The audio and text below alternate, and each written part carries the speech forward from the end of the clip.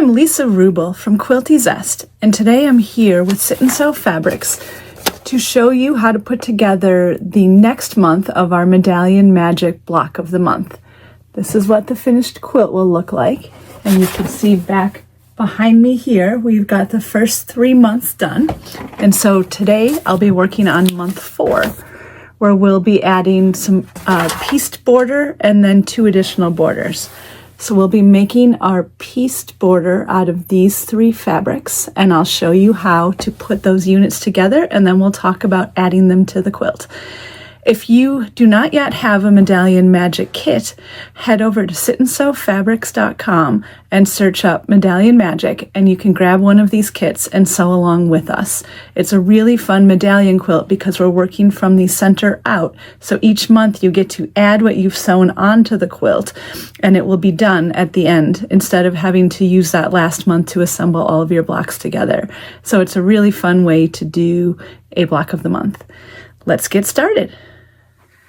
So let's talk about putting the units for our pieced border together. We're going to be using white squares and then smaller taupe and mint squares. And the first thing we're going to do is to draw a diagonal line along one side. Because these are solids, there's no wrong or right side, but along one side of each of the smaller squares. So with the lines drawn, I'm going to take my mint square and I'm going to line it up here on the corner of my white square. And you can see the mint square is smaller than the white square. What we're going to do is stitch along this line, trim off the excess, and press this open. And now, because we are going to be having all that excess, what I'm going to do is I'm going to put another marked line a 1/2 inch from that first line. And so if I stitch on both of these lines, when we cut down the middle, I'll end up with the unit I need for the border and then a bonus 1/2 square triangle unit that you can use for something else. So with both of those lines in place, I'm going to pin, and then I will stitch on both of those lines. Now before I get to the stitching, I'm just going to talk about thread. I've got the Madeira Katona here, and because I'm using primarily lighter colors, light to medium light colors in this particular sewing session, I'm going to use ecru. I don't want to use a stark white because it will show up a little too much on some of the, the darker colors that are not white. But by using an ecru, it will blend in nicely with the medium light colors and then also with the white. So it's nice to have a neutral that's a little softer than white when you're sewing together pieces like this. You can see I've stitched down both of those marked lines. Then I'm going to take my ruler, align the 1/4 inch line on one of those stitch lines and cut, which will essentially be cutting right down the middle. And this is the unit that I'm going to use for our pieced border. So I'm going to press it open, and then I'll just press this 1/2 square triangle open as well, just for fun. Again, this is not for the quilt, but this is just a better than wasting the fabric. You've got a 1/2 square triangle to use for a future project.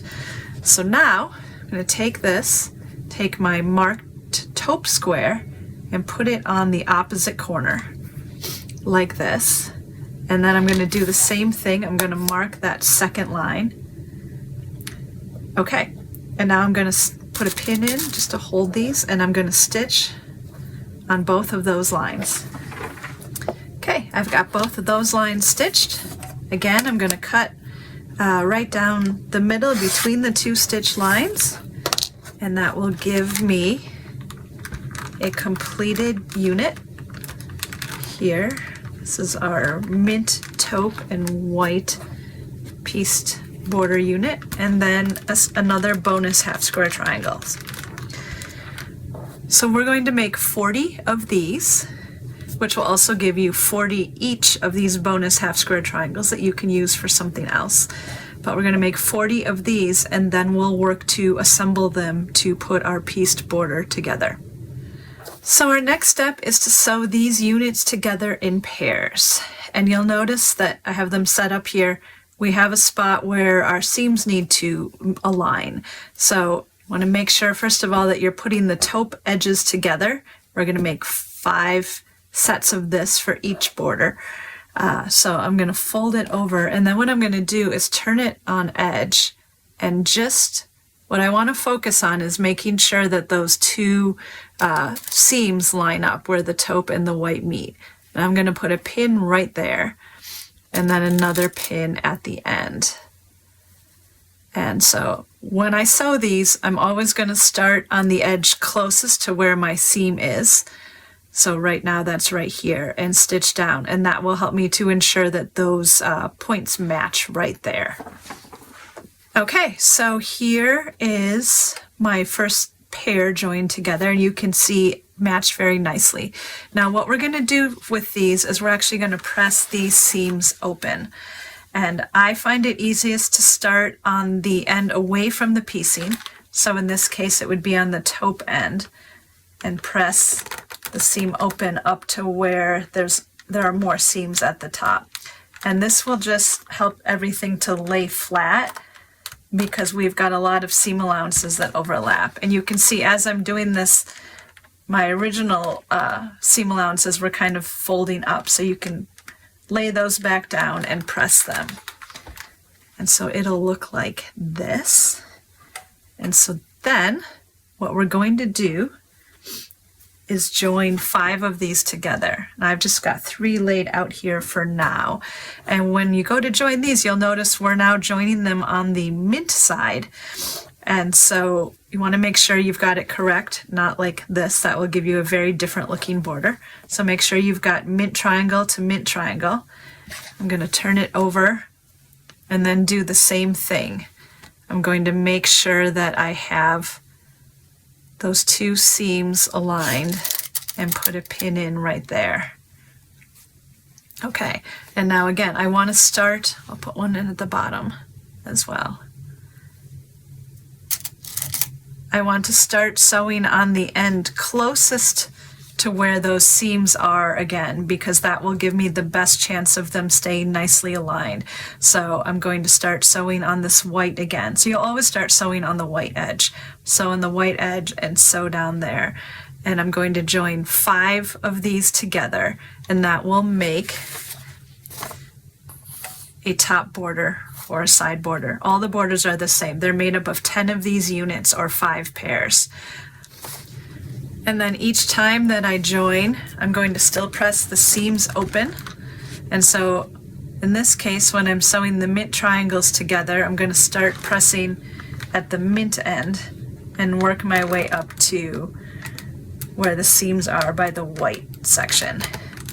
So there we go. Set that down. And then I will sew another one on and 2 more. So what I'm going to end up with, and it's too big even to show all of it to you, is 5 of these sewn together. And like I said, so 5 pairs. And like I said, this will be one border that we'll be adding on to the side of our existing quilt center. So we'll add 1 to each side, and then after that is done, we'll sew the top and the bottoms on as well. And when we are sewing 1 to each side, what I like to do to make sure that the borders are aligned nicely is to mark the centers. So I'm going to fold this quilt edge in half, and then I'm going to put a pin in to mark that center point.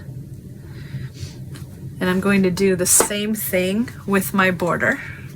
And I'm going to mark the taupe edges, because that's what will be touching the border, and it happens to be, I don't have to mark it actually because it's on a seam. And so then when I go to pin this in place, I'm going to mark up the centers first, and then I'll go to each end and I'll pin at each end and then pin in between.